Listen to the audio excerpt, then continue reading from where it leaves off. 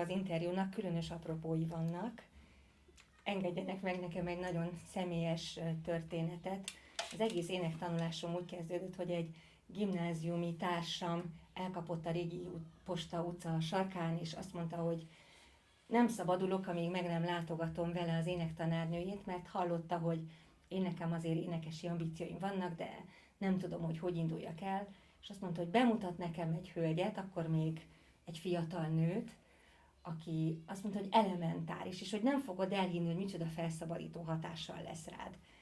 És hát én már akkor is egy kicsit olyan félig meddig szkeptikus voltam, és nem értettem, hogy persze fantasztikus pedagógusok vannak, de nem tudtam elképzelni, hogy valaki engem most azonnal kifordít a 4 sarkamból, de azért követtem, és fölmentem Katihoz, és meghallgattam Gabi barátnőmnek az óráját.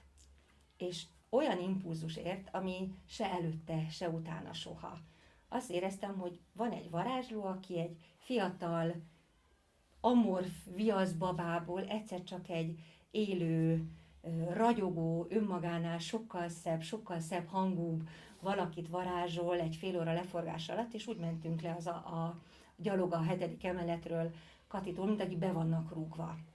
És akkor azt mondtam, hogy hát nagyon szeretném kipróbálni, tényleg, és az egész kamaszkorom és a késő kamaszkorom nem volt egy szerencsés időszak, és hát az önbizalom távol állt tőlem, de annyira kíváncsi voltam, hogy elmentem az első énekórára, és akkor én is olyan, mintha valami varázsitalt ittam volna, és azt éreztem, hogy mindenképpen ehhez a nőhöz akarok tartozni, ettől a nőtől akarok tanulni. Egyszerűen azt akarom, hogy ez az érzés, ez az újjászületés érzés, amit aztán később szinte minden énekkorán megtapasztaltam, ez újra és újra elöntsön engem. És most egy nagyot ugrok az időben, mert Kati nem csak engem ajándékozott meg ezzel az érzéssel, hanem rengeteg tanítványa van, és az a különleges, és az az egyedülálló benne, hogy ő nem műfaj specifikus. Nem csak musical énekest, vagy koncerténekes, vagy operaénekest képez, hanem egy olyan allround énekmester, aki mindegyik műfajban fel tud mutatni 4-5 befutott művészt, és a másik különleges, hogy hivatalosan ő mindig megmaradt az alapfokú zeneoktatásban. Tehát nem lett csak elitképző. Aztán a főiskolán is tanított Miskolcon, és tudom, hogy nagyon sok, a mai napig nagyon sok pályán levő tanítványa van, de valahogy ő egy igazi indító mesterre lett nagyon sokaknak, és egy olyan impulzust tudott adni, ami 20-30-40, akár 50 évre elegendő. És közeledik egy kerek születésnapja, és szeretném bemutatni őt nem csak mint pedagógust, hanem mint színpadi művészt, mert talán kevesen tudják azt, hogy ő aktív művészként kezdte a pályafutását, és a zenés műfajokban szinte mindenütt megfordult. Katikám, először beszéljünk rólad és a te zenei indítatásodról, mert erről én magam is nagyon keveset tudok. Hát nehéz, hogy a múltban Vájkálni. kotorászni, de akkor menjünk egészen az elejére. Igen. Az én zenei indítatásom, amikor elkezdtem hegedülni 7 éves koromban, és hát rögtön felvet egy nagyon érdekes kérdést, hogy mennyire van esélyegyenlőség, ugyebár egy vidéki. Én egy kis faluban nőttem fel, Vanyarcon, 1200 lelkes kis falu, ahol lelkész volt az én édesapám, és onnan kellett bejárnom hegedű órára, ugye, Balassagyarmatra és Aszódra. 8 éves koromban, 9 éves koromban.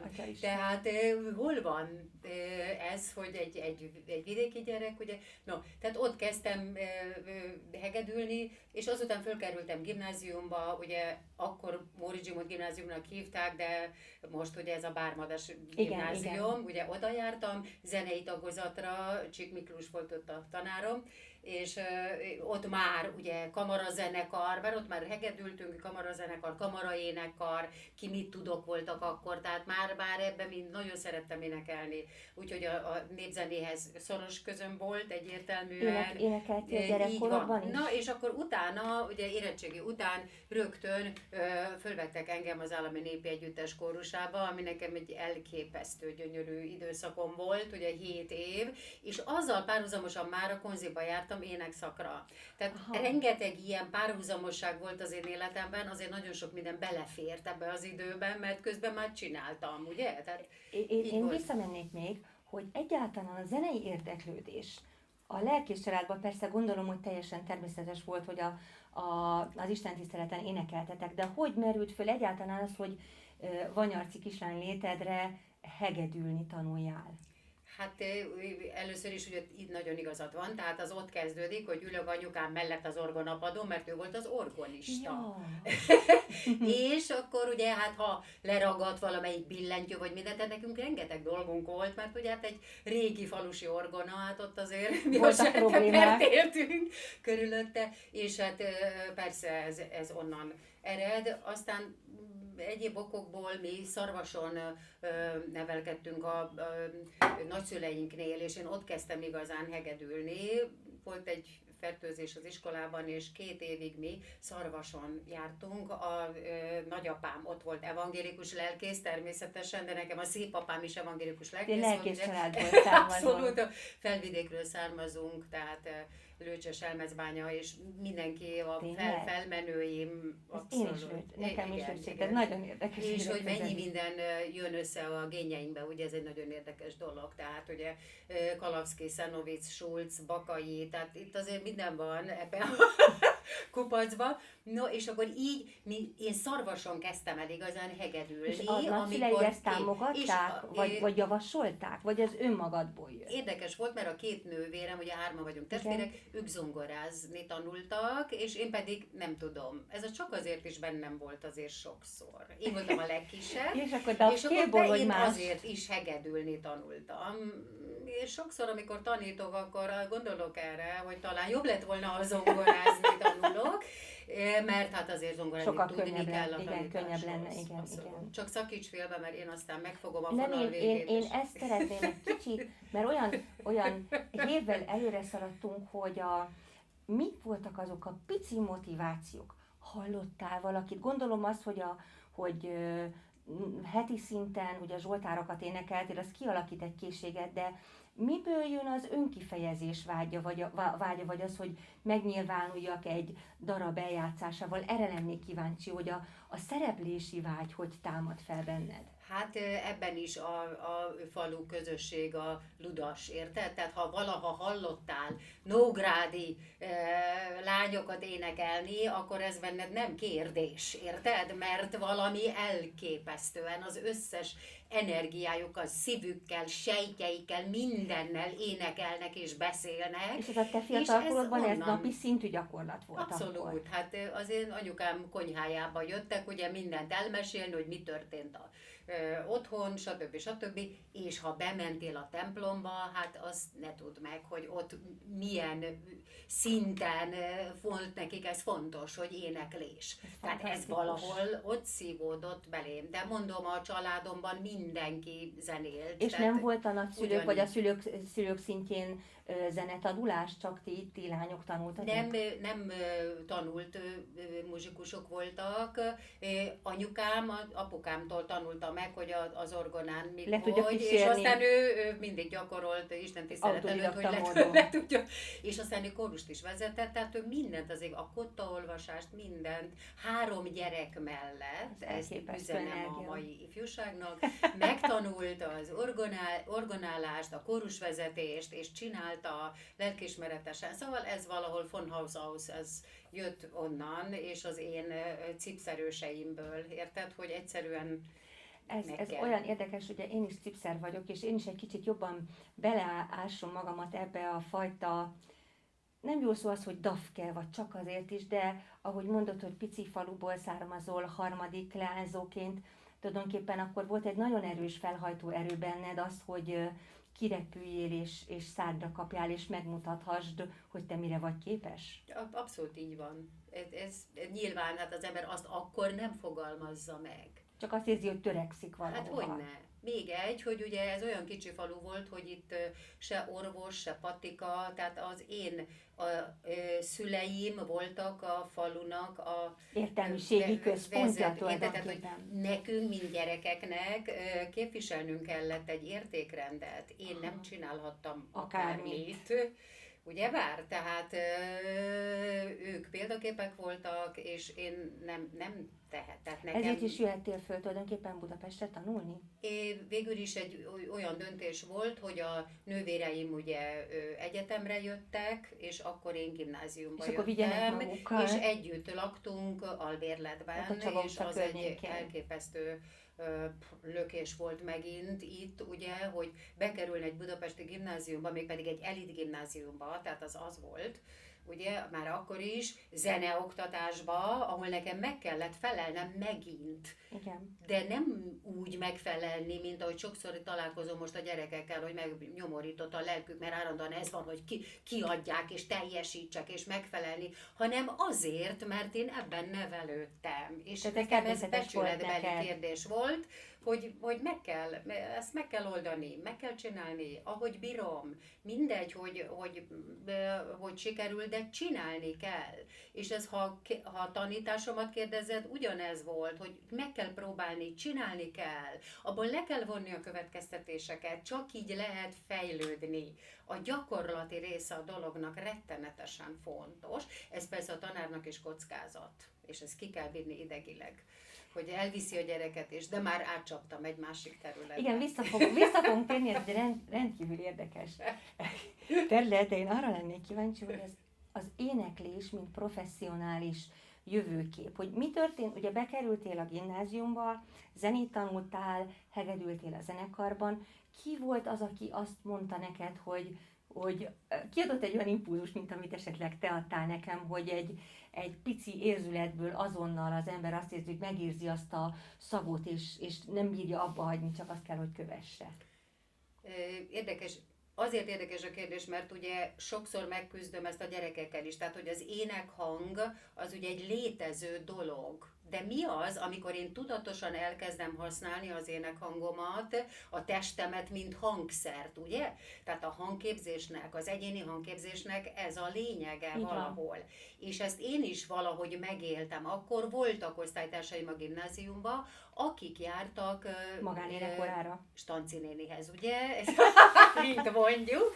És akkor engem is elvitt, szegény már nem él, mert az osztálytalálkozókon már kiderült, aki engem akkor elvitt egy nagyon kedves öreg nénihez, akinél elkezdtem foglalkozni így a hanggal, és utána pedig felvételiztem a konziba, a Kerényi tanár úrhoz. Ő mit mondott, amikor elkezdett, azt tudom, hogy mezzoszopránként énekeltél a pályán, hogy már akkor mezzoszoprán voltál, ő milyen hamar tudta megmondani neked, hogy mire számíthatsz?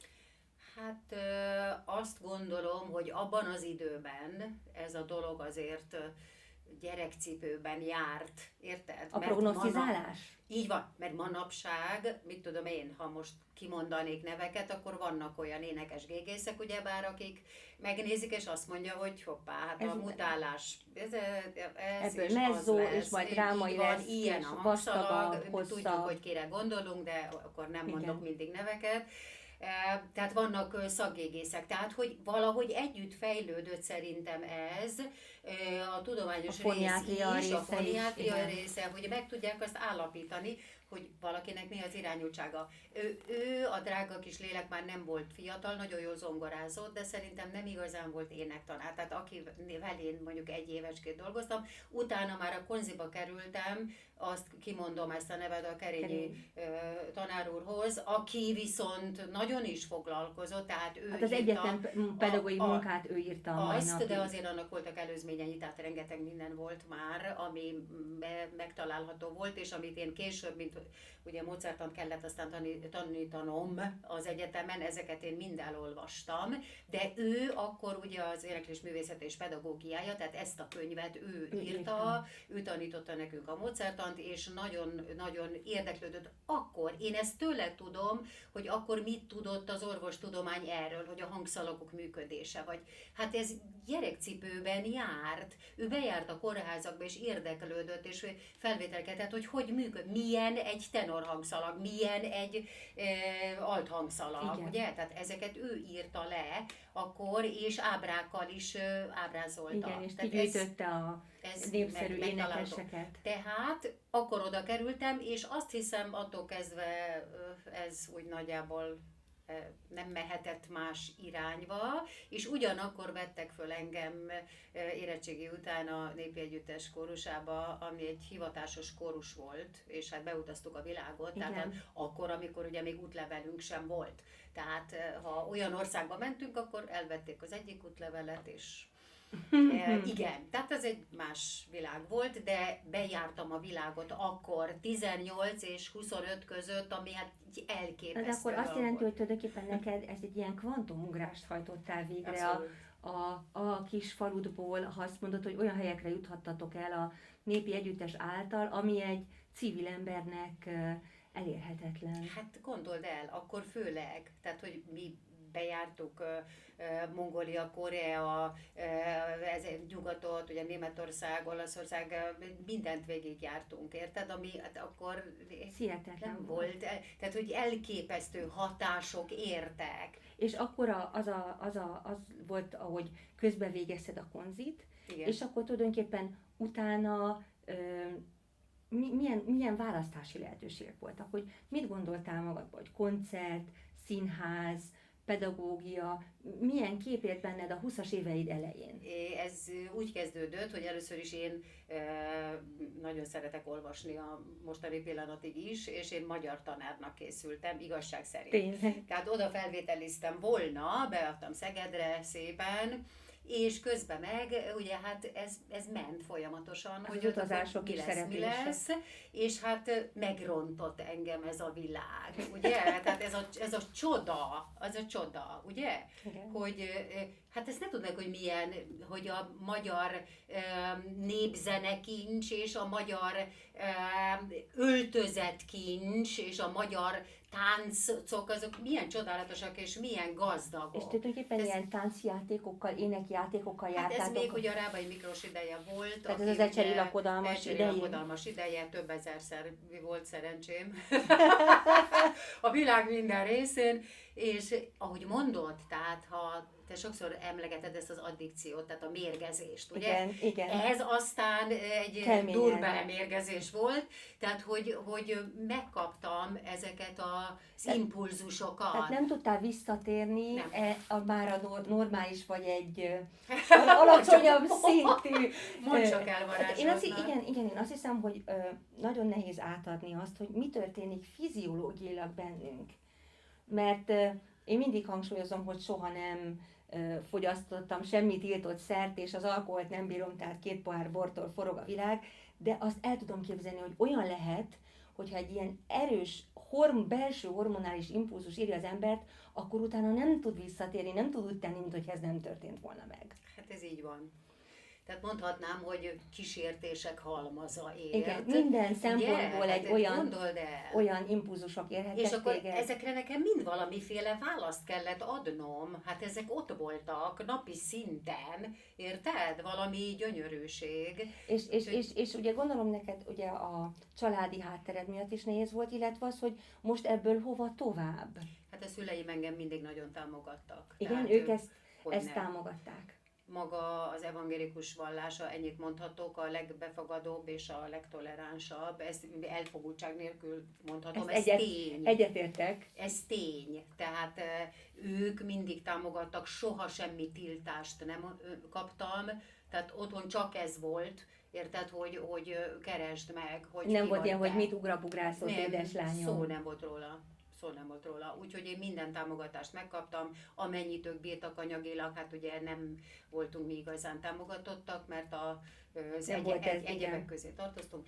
De hát ez egy más kérdés megint. De ez ugyan a felhajtó erőben energiát képez, ugye mind ahol elnyomás van, ott energiasűrítés is van. Tehát a kitörés, mint egy rugót összenyomunk, akkor az sokszor azt érzem, hogy a mai, aki elkezd énekelni, és nem nehéz helyzettel találja szembe magát, nincs ez az összenyomott rugó effektus, és ő 10 évet eltölt, hogy keresi azt, hogy most merre is menjek, nincs ez az azonnali ugrási Ez abszolút inger. így van. Nagyon sokat tapasztaltam a növendékeimnél, hogy akinek egyedüli kiugrási lehetősége volt, az, hogy az Isten hangot adott neki, abból lett is valami. Igen. Mert ott volt az a rugó, pontosan. Igen, hogy de össze volt jó, hogy nyomva. beszélgetünk erről, mert én ezt nem tudatosítottam magamban, akkor most igen, ez így volt. Hát ez ugye nagyon érdekes dolog, egy kicsit úgy is érzem magamat, hogy volt egy nagyon erős benyomásom sok-sok évtized ezelőtt rólad, és akkor te is tulajdonképpen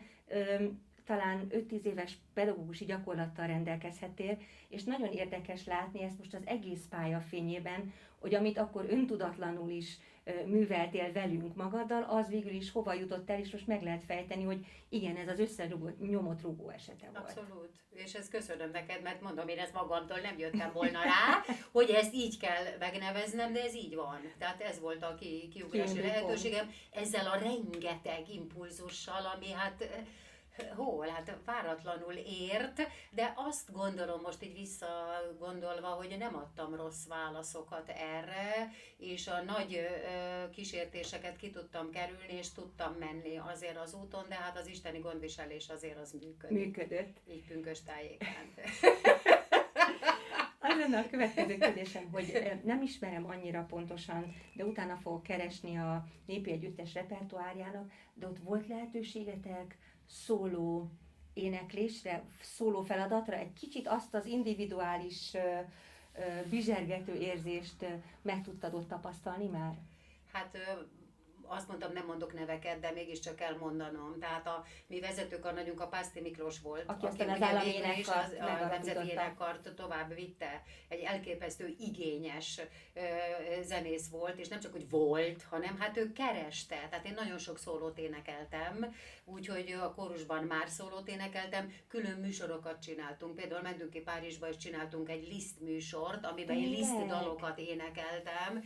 Tristest, ugye soha nem felejtem el, az egyik kedvenc dalom lett aztán. Ezt ő mutatta meg nekem. Vagy ő összhangzattan tanított például nekünk. Tehát a szabad idejében, mert egy ilyen ember ilyen volt. Tehetséggondozó tulajdonképpen. Ja, abszolút. És hogy kereste azokat az embereket, akik tehetségesek, és segítsék el nekik, és már is. Tehát, hogy én nagyon sokat köszönhetek neki. Egyébként abból a kórusban nagyon sok jó operaénekes ment ki. Most nem kezdem el sorolni, hogy valaki megsértődjön. Egy pár nevet azért ilyen emblematikus. Hát a Misura Zsuzsa, a B. Nagy Jancsi, igen. Hát micsoda hang volt, elképesztő hang volt a Jancsi.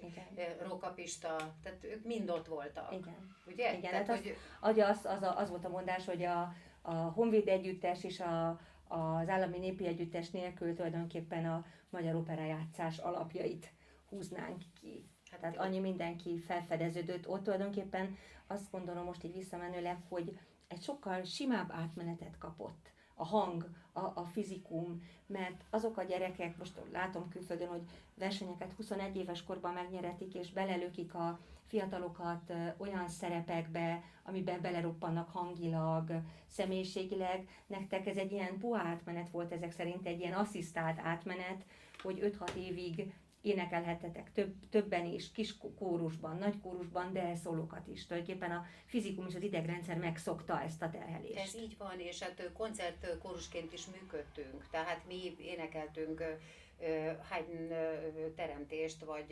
És az állami népi együtteses dolgoknak milyen folytatása lett aztán, mint énekes? Hát végül is ott kellett megint határoznom, ugye, mert hát a konzis évek szépen mentek, ott is voltak versenyek, amiket úgy nyeregettem, éppen valaki emlegette most, hogy a televízió közvetített egy versenyt, ahol én emlékszem a Bartók 5 dalból énekeltem, szóval hogy ilyeneket tudtam megcsinálni a konziban, hát ez elképesztő. És akkor onnan ugye jött a kérdés, hogy hogyan tovább. Tehát, hogy megint mi a motiváció, ezt én nagyon-nagyon hiányolom a mostani gyerekeknél, jó, hogy mondtad ezt, az ellustulunk, meg majd a szülők mindent alád raknak. Nekem ezeket mind magamnak kellett, hiszen az én szüleim változatlanul ott szolgáltak vidéken, ugye? Tehát nekem kellett ez átrágnom, hogy most mit csináljak. És az összes döntést egyedül meghoznod. Így van, én imádtam a népi együttest, tehát semmi, egy porcikám nem kívánta, hogy ott hagyjam, és mégis valami megint dolgozott bennem, hogy tovább kell menni. és ezt nem a tanárom, a konzis tanárom mondta, hanem egyszerűen valami belső indítatás azt mondta, hogy próbáld meg, mert az életed, és meg kell próbálni, kész. És akkor már ugye 26 éves voltam, és akkor még volt egy ilyen rendelet, hogy a felső korhatár a Zeneakadémia felvételén a 26 év volt, tehát kellett kérni egy engedélyt ahhoz, így van, volt felső korhatár. 26 év, hogy fölvegyenek, és akkor 2 osztályt, tehát másodikba vettek föl azonnal, és 2 osztályt összevonva kellett végeznem, ami felese volt tréfa. Tehát... És akkor bocsáss meg, hogy ilyen részletkérdés, de hát hogy tudtad magad fenntartani, hogyha az állami kórust, akkor a pénzkeresési lehetőségedet, akkor azt fel kellett függeszteni, tehát egy... Valamennyi picit igen, mert csak nappalin lehetett csinálni, és akkor még volt egy olyan szabály, hogy bizonyos időszakig nem lehetett haknit vállalni a Zeneakadémián. Tilos volt. Még ha engedélyt kértél rá, akkor sem, ami egy nagyon jogos és okos gondolat volt, mert az embernek az a dolga, hogy tanuljon egy darabig. Hát csak akkor neked már tulajdonképpen életkorilag is és tapasztalatilag is előbbre tartottál. Igen, hát ezt akkor úgy hívták, hogy Népköztársaság ösztöndíj. Ezt én is részesültem be, azt jelenti, akkor már a népben 4,8 fölött voltam. Igen. Húzós nagyon, volt. Tehát nagyon nehéz. Tehát eltartottam magamat. Egyértelmű, és magamat. otthonról valamennyit kaptam, de én tudtam, hogy ott nehézségek vannak, tehát én ezzel soha nem éltem vissza. És a Zeneakadémián ki volt a tanárod? Kezdtem a Köncs Boldizsárnál, és én nagyon szerettem őt, tehát itt semmi problémám nem volt, de mégis megint valami belső kíváncsiság hajtott, és tudod, ott az ember mindenhova bemehetett. Tehát egy nagyon nyílt és szeretetteljes légkör volt. Meghallgattátok egymást, hogy kivel hogy dolgoznak? Mások óráit, gondolkoztunk, nézegettünk, és aztán én átmentem a Bende Zsolthoz, és az az életem egyik legszebb időszaka volt, mert nagyon-nagyon jól megvoltunk egymással, és rengeteget tanultam tőle. Édes arcok,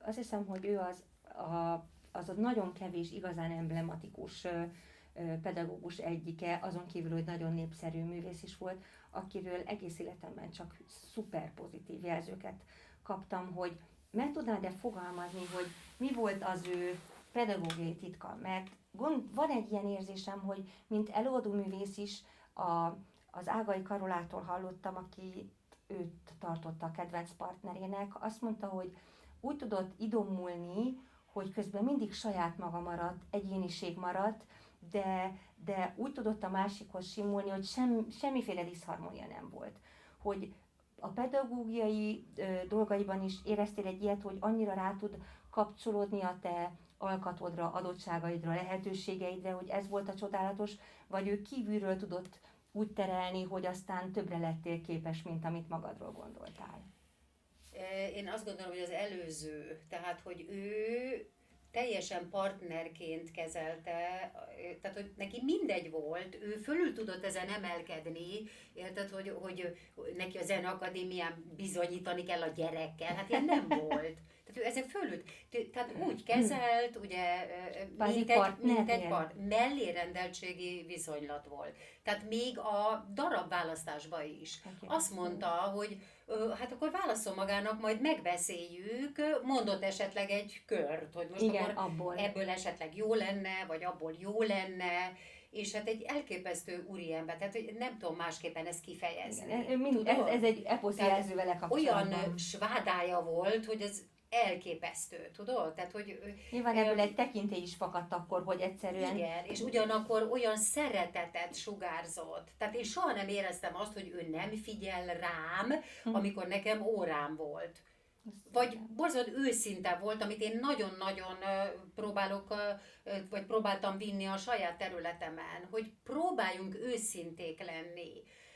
Mindig megértettem, ha esetleg azt mondta, hogy jaj, próbálja, volt most fáradt, vagy mit tudom én, ezeket ő nem leplezte, vagy nem. Nagyon emberi és őszinte módon bánt veletek. Abszolút. És hogy utána megbeszélt, tehát amikor, mit tudom én, egy tudatot ment a tizedelés, hogy mit tudom én, 4, ennyi, annyi, amannyi, és akkor hát ezt meg kell magyarázni. Ugye én persze soha nem voltam egy ilyen ágáló típus, tehát én inkább elfogadó típus vagyok, de ő akkor is elmondta, hogy ez vagy az hiányzott, azon kell dolgozni, és megint egy irányadó dolog nekem későbbre, hogy ezt így kell. Hogy tudsz terelgetni valakit. Hát meg kell azt beszélni. A jót is, a rosszat igen, is. Igen. És kész. És ő ilyen volt. Tehát, hogy ő nem kitárulkozó, de abszolút de toleráns, odahajló, szerető, megértő, de igényes. Tehát azt ő mindig megmondta, és volt tartása. Pontosan. Mennyi időt tölthettél vele? 3 évet.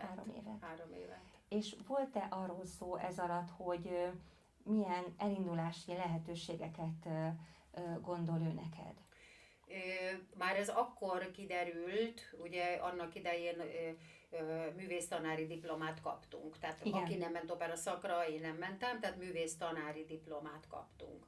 És ez már akkor kiderült, megint ilyen átfedések, ugye? Mert hát akkor a Filharmóniában ugye volt meghallgatás, aminek alapján mi kaptunk minősítést. Én ezt már a konzis koromban megkaptam. Tehát ez Filharmónia szólista. Igen, ez alapján kértek föl akkor koncerteken, így van, pontosan, és rengeteget énekeltem már koncerteken. Önálló dalesteket csináltunk, azt mondtam, nem mondok neveket, de elég nagy név. Tehát mi együtt jártunk konziba a Klukon Edittel, és rengeteg önálló koncertet csináltunk.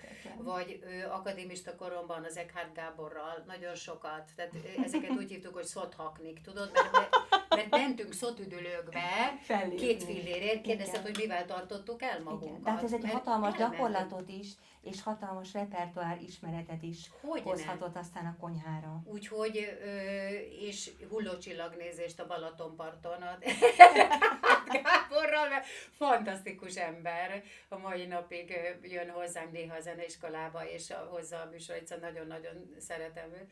Én tanítottam a lányát egyébként, de hát ez már egy másik történet. És szavamat ne feledjem. Tehát, hogy honnan indultam, látod, itt nálam ez a baj, hogy elindulok valahonnan, és nem találok vissza. Tehát, hogy ez így alakult, hogy nekem ehhez volt inkább affinitásom. Tehát tulajdonképpen ez már akkor meg is volt. Persze, mikor én akadémista voltál, akkor neked ez a hátad mögött volt. De én ugye rádiófelvételjem voltak, egy rakás. És azt emlékszem, amikor tanítottál engem is, és sok mindenkit elindítottál, még akkor is voltak élő közvetítések, a Ravelt énekelted, még a gyöngybetűkkel írtuk a francia szövegeket. És megvan, hogy te milyen gyönyörűen lemásoltad azt nekem, igen. Szóval, de ugyanakkor azt gondolom, hogy mindannyiunkat és mindenkit megkísért a színpad.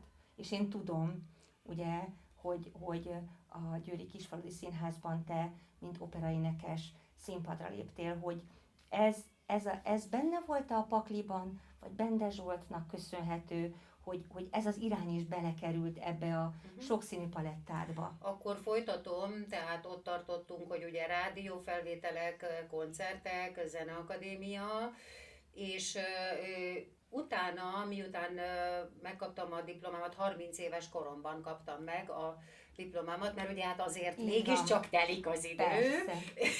És akkor egy évig Filharmonia ösztöndíjas voltam. Ez akkor még volt. Ez olyan, mint most a Fischer Anni ösztöndíj. Hogy tulajdonképpen egy fix összegért neked teljesítened kell 10 vagy 20 koncertet. Így is volt.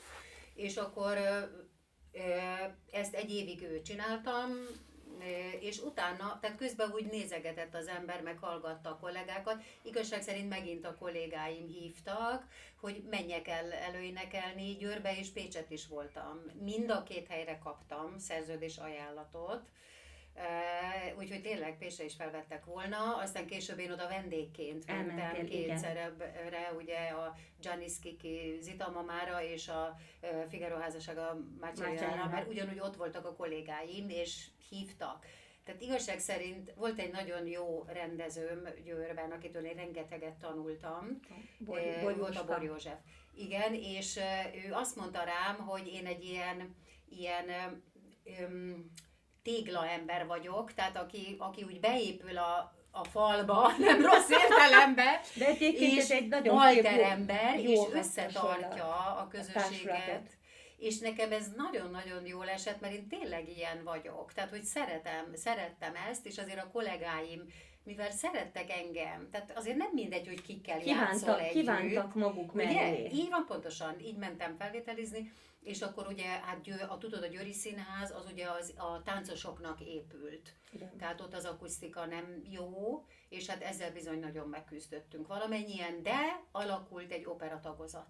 Ez pont akkor volt? Ez pont akkor volt. Tehát én az elsők között voltam, aki az operatagozatra ment, ugye, és az első operánk ugye a Verdi Rigoletto volt, ahol én ugye a Maddalénát, és hát éppen drága Gregorioskát emlegettük, ugye, hogy hát ő volt Sparafucci, jöttek vendégek is, tehát azért a társulatunk nem adott ki mindent persze. Ugye kellett vendéget hívni, és hát aztán ott mindent játszottam, tehát La Mancha lovagját, Burkhard tűzijátékot.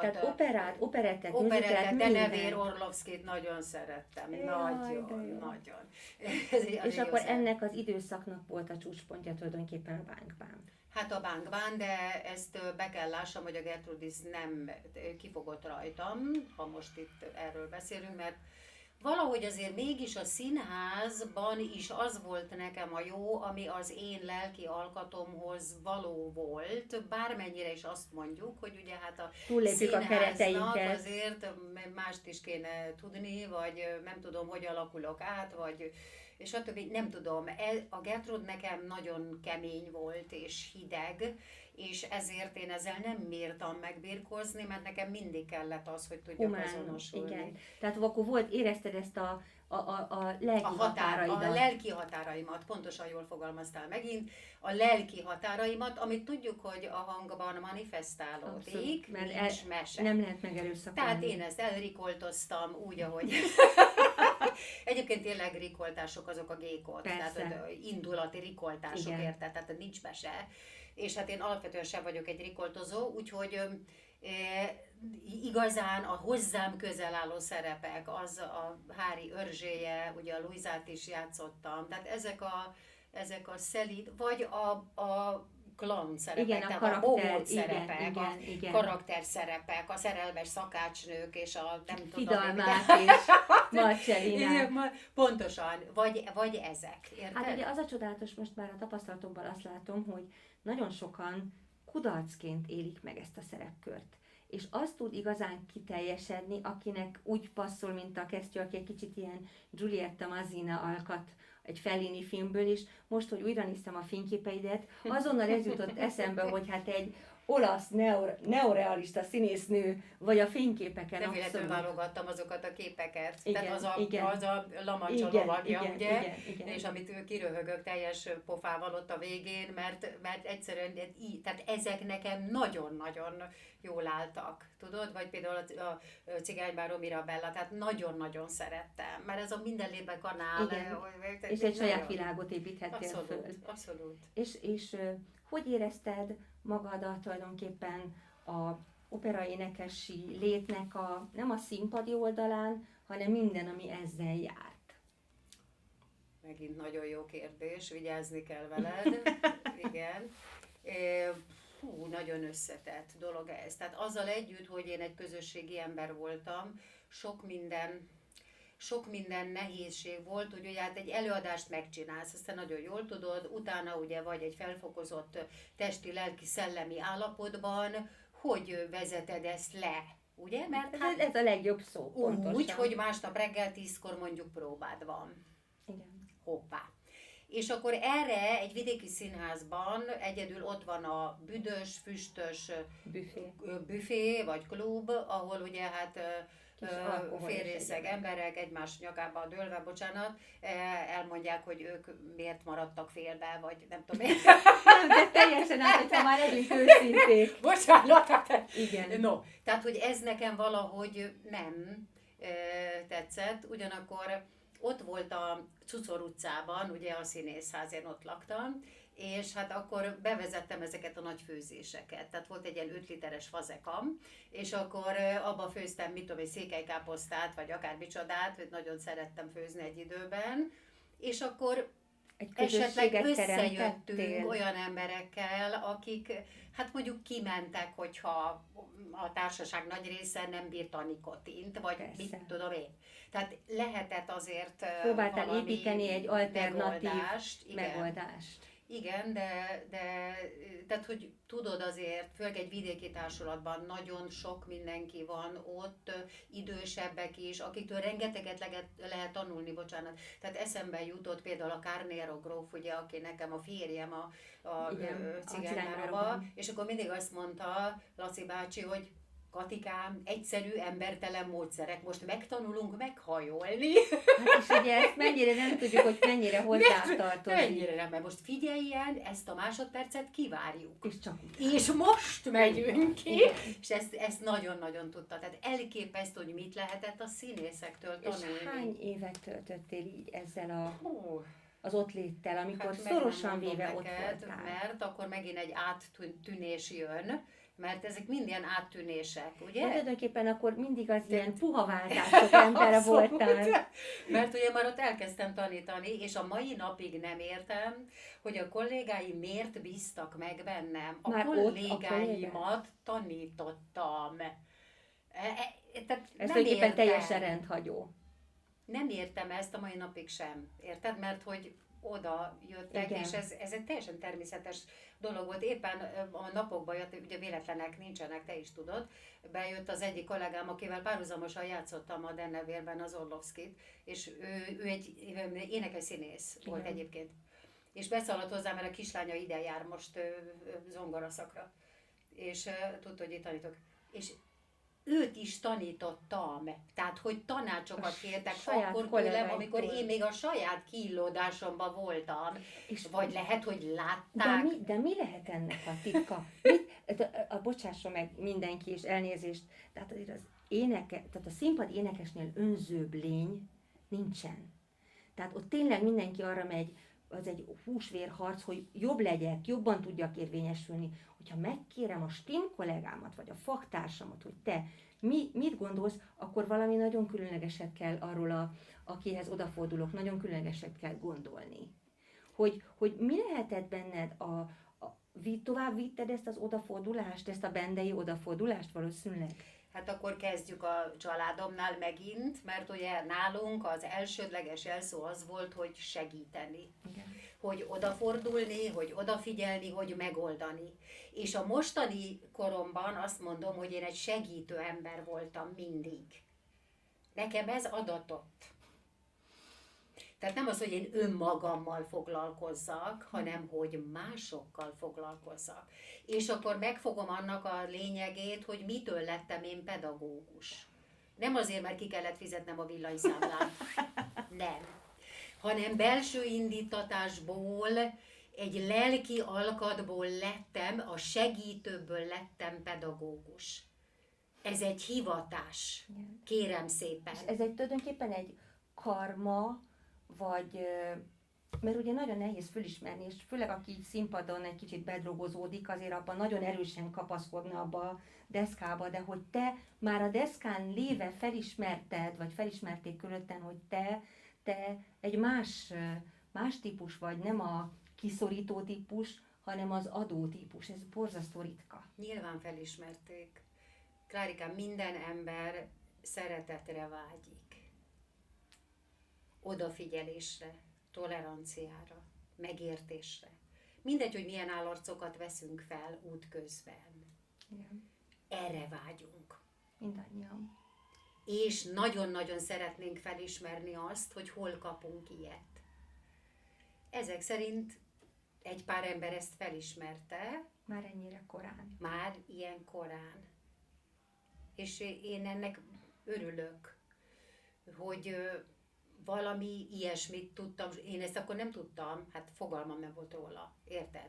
Csak most, hogy a 70 éves évfordulóm közeledik, úgy gondolkozom visszafelé, vagy hogy veled beszélek egy ilyen emberrel, aki az életem része volt, hála jó Istennek, és akkor tényleg ezeket ki kell mondanom. És így kirajzolódik egy olyan út, ami ugye a közvetlen közelről talán nem is volt ennyire egyértelmű. Hát engem nem. most ez nagyon megdöbbentett, mert azt valahogy el tudom fogadni, hogy valaki egy 10-20 éves fiatalban megérzi azt az iszonyatos akarást, és arra rá tud csatlakozni, de hogy ennek ilyen előzménye volt, hogy a kollégák szinte kiválasztottak, ez egy egészen különleges indulásnak tűnik. És akkor tulajdonképpen ez az impulzus térített téged lassan, lépésről lépésre azt, hogy az egész hangsúly áthelyeződött a pedagógiára. Nem is kellett tulajdonképpen akkor elkezdened, mert elkezdődött öntudatlanul? Természetesen, most megint ott vagyunk a rugalmas váltásnál. De annyit mondhatok, hogy ezek belső hangok voltak. Tehát, hogy azért ezek jöttek a lélekből. Érted? Csak oda kellett figyelni. Tehát mindenkinek javasolnám ebben a rohanó, kapkodó, egyik kezembe ez, a másik kezembe az, a fülemen lóg, a nem tudom, és egy picikét legyenek csöndben. Figyeljenek oda, hogy mit hallanak belülről. És az nem biztos, hogy rossz, amit belülről hallanak, sőt, lehet, hogy irányadó. Igen. És ez nem baj, ez nem gyengeség, hanem az, hogy valami van, ami engem irányít. Akkor nem is érezted úgy tulajdonképpen, hogy ez az oldal lemondást kíván tőled a színpadtól, hanem Nem. ez egy... Nem. Abszolút nem. Én most nagy szavakat használtam ugye a pedagógusi hivatáshoz, de ezt én így gondolom, és most már úgy látom, hogy nagyon nagy szerencsém volt, hogy ezek a tapasztalatok mind megadattak nekem időben, mert Igen. időben adattak meg, és az emberi és pedagógusi érésemnek a részei voltak. Igen, mert nagyon sokan úgy lesznek pedagógusok, hogy nincs ekkora praxis tapasztalatuk, hanem nem sikerült, vagy nem lehetett, és úgy válik énektanárrá, de az, hogy a kettő lényegében párhuzamosan alakul ki, ezt értem is láttam. Azt gondolom, hogy nagyon-nagyon szerencsés voltam ebben a dologban. És akkor, bocsáss meg, hogy ennyire a részletekbe visszamegyek, hogy a hozzád fordulókban is akkor voltak mindenféle műfajú emberek, tehát gondolom éneklő prózistáktól kezdve, musical, operett, hogy a stiláris elkülönülés, az is az idő hozta meg benned, vagy te is rájöttél, hogy van egy közös ős, az éneklés lényegében mindenkinél egyforma, hiszen a anatómia adottságunk is hasonlóak, és a frazírozás és a vibrátónak az adagolása dönti el, hogy kiből melyikre érdemes indulni. Pontosan így van, nem tudnám jobban megfogalmazni.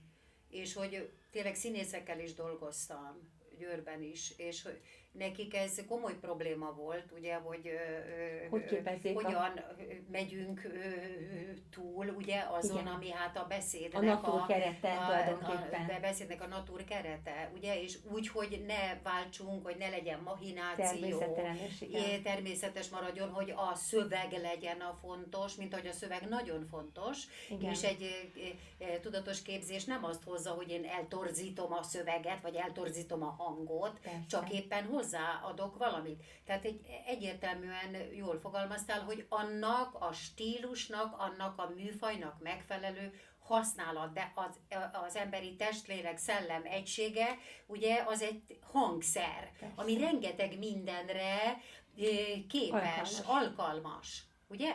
Csak hát az előbb-utóbb kiderül, hogy kinek mihez van affinitása. Egy alapképzés, tehát egy alaptest tudat, inkább ezt mondanám, ez nem árt senkinek sem, sőt légzés, stb. Hát ennek az egész projektünknek ez a tárgya, ez a közös ős, ami ugye azt mondjuk, hogy majom és az ember között van valami közös, amiből aztán mindegyik rasz kinőtt. Én azt gondolom, hogy az összes énekesi műfajnál van egy olyan alaptudás, amit mindenkinek el kell sajátítani ahhoz, hogy magabiztosan működjön.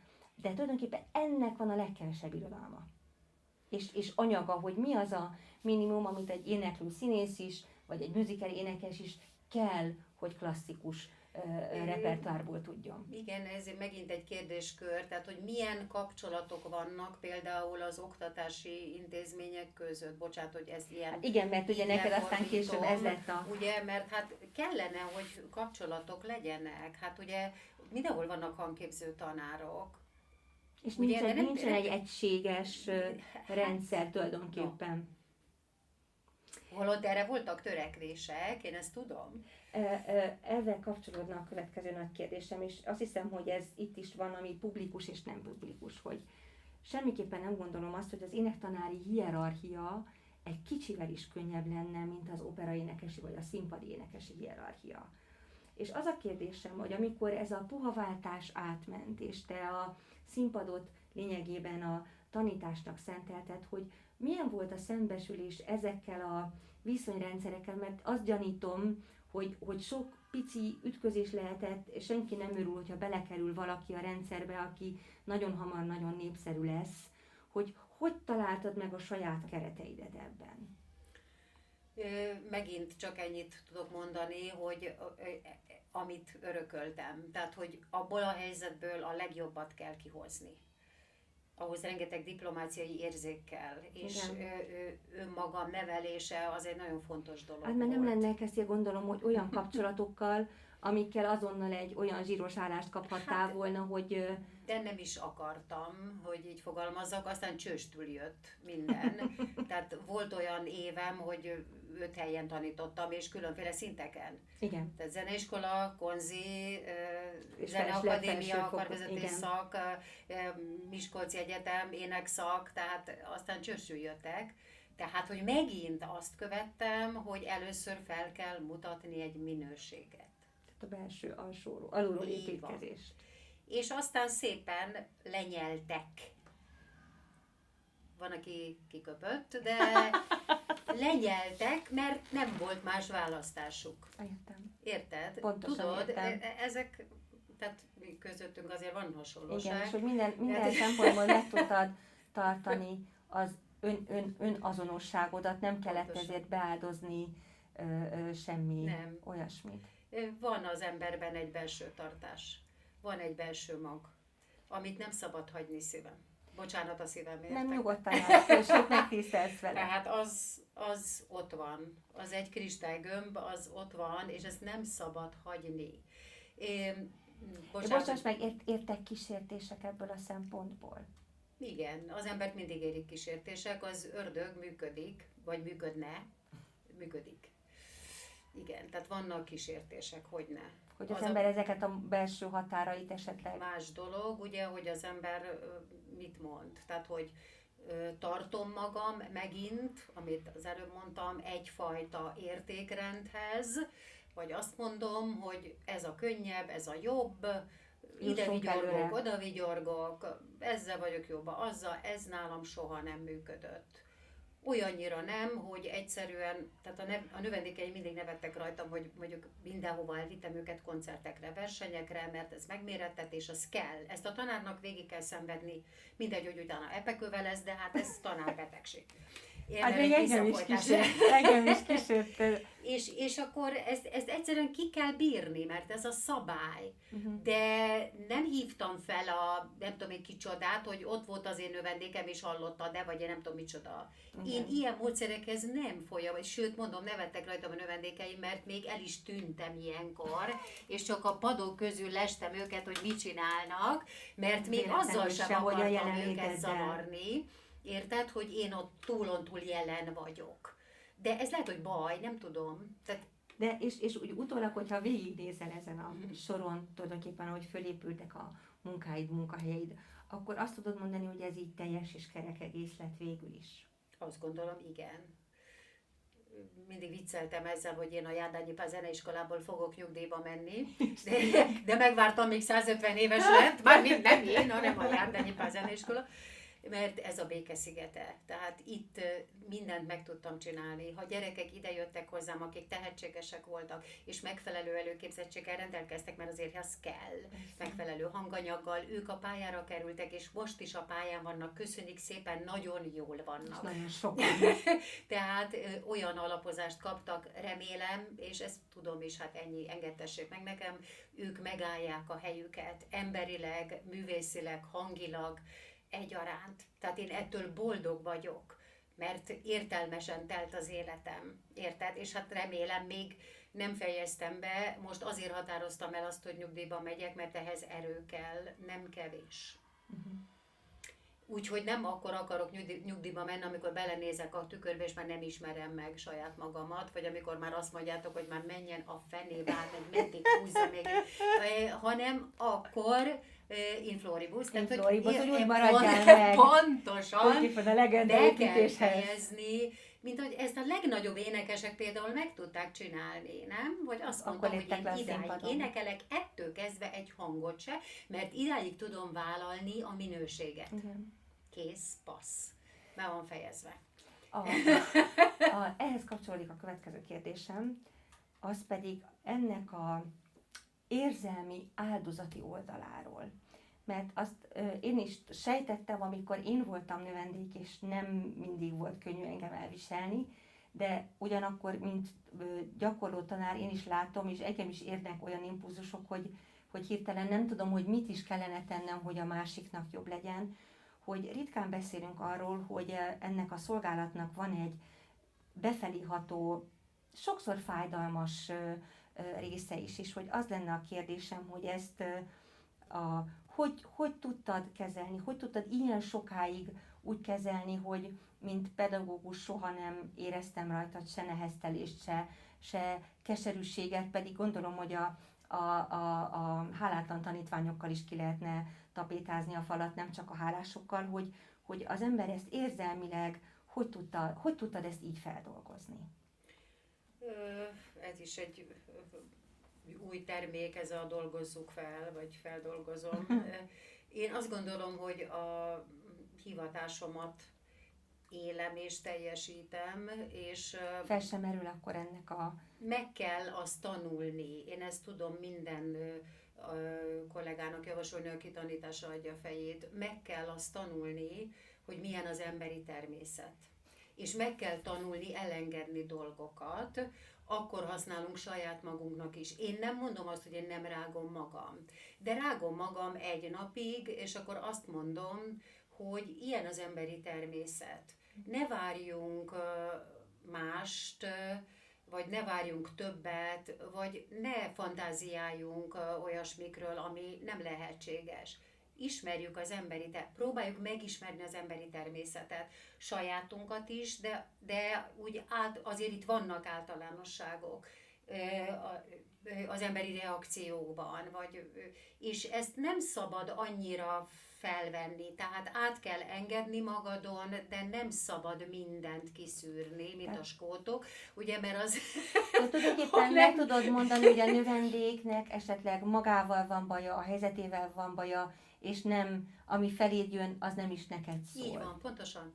Tehát én ezt nagyon megtanultam, és ezt megint meg lehet tanulni 16-tól 22-ig, hogy a gyerek honnan jött, hogy milyen családi körülmények, hogy milyen kevés az épp család, hogy milyen sok a sérült gyerek. És ott igenis az alapfokon meg lehet azt tanulni, hogy kell tolerálni, és hogy kell nevelni. Mert nevelni is kell, amit otthon nem kap meg a gyerek, és a legjobbat választotta, a zenét, ami őt felemeli, ami a lelket nemesíti, és igenis nevelni kell, és meg kell mondani őszintén, hogy drágám, így kell engem szólítani, vagy így kell köszönni, mert nem tudja a drága lélek, de attól én még őt szeretem, vagy talán sokkal jobban szeretem, mert nem kapott meg otthonról olyasmit, ami neki járt volna. És hogy többet kap ezáltal, hát nem csak ahogy a hangját. Ne ítélj, hogy ne ítéltes. Nem az én dolgom ez.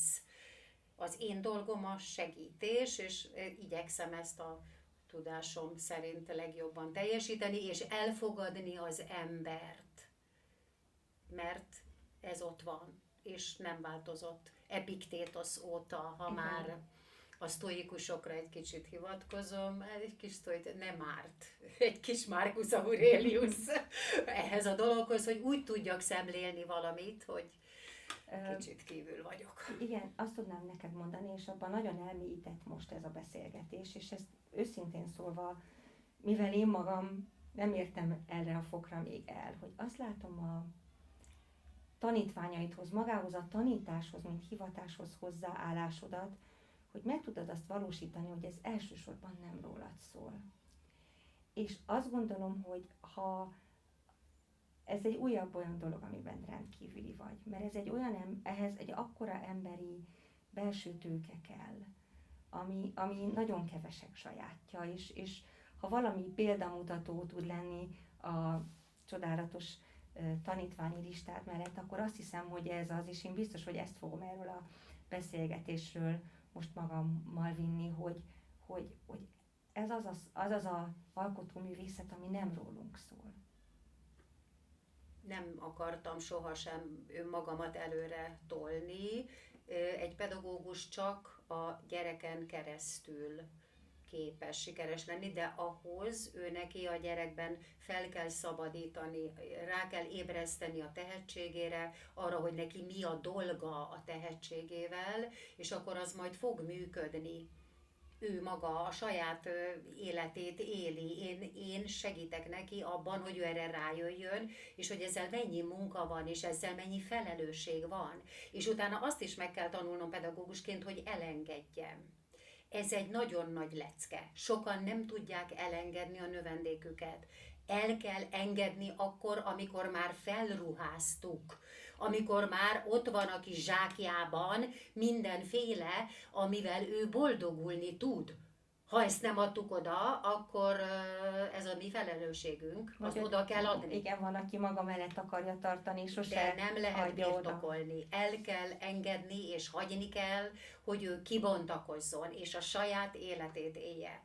És ez nem dumat, ezt nagyon jól tudod, én ezt is megtanultam, ezt a leckét, hogy amikor elértek arra a szintre, el kell titeket engedni, mert tapasztalnotok kell, a saját utatokat kell járni, mert egyébként megfojtanálak, ez nem az én dolgom. Az én dolgom, hogy kinyissalak, és repülj, kész. A csodálatos színes szárnyaiddal repülj. És meg is tetted velünk. Nagyon szépen köszönöm, Katikám. Én köszönöm, hogy az életed része lehettem. Köszönöm. Arról, hogy emberi méretekben élünk. Fáradt vagy élni? Igen. Egy napon úgy érzed, túlságos feladatra vállalkoztam, amikor embernek születtél le földre. Túl sok volt az ellenállás, a kiszámíthatatlan, az ellenséges, az aljas, a reménytelen, túl sok volt a feladat, túl sok a szenvedés, a csalódás. De nem gondolod-e, nem érzed-e, hogy éppen ez a reménytelenség, ez a túl, ez a sok adott rangot és értelmet az életednek? Nem érzed-e, hogy feladatod volt személyes dolgod? Nem érzed-e, hogy a természet, mely olyan esztelenül túloz és pazarol, megtisztelt azzal, hogy embernek alkotott, és emberi mértékben szabta ki feladatodat a földön? Mi lehetsz más, mint fáradt? Ez volt a dolgod, hogy élj és elfáradjál.